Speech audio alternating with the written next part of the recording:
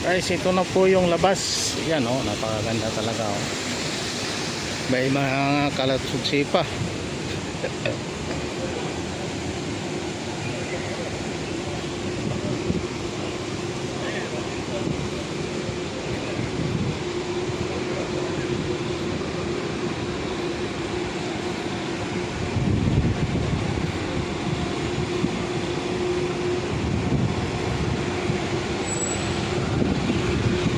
Yan po guys ang Burj Khalifa.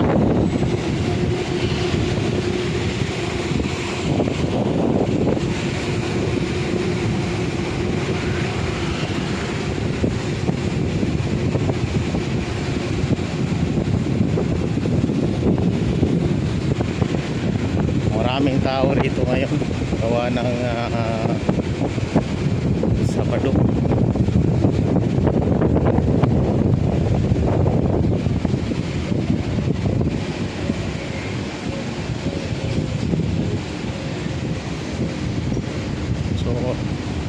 Hanap tayo ng magandang lokasyon para makuha natin tong Burj Khalifa na hindi blurred.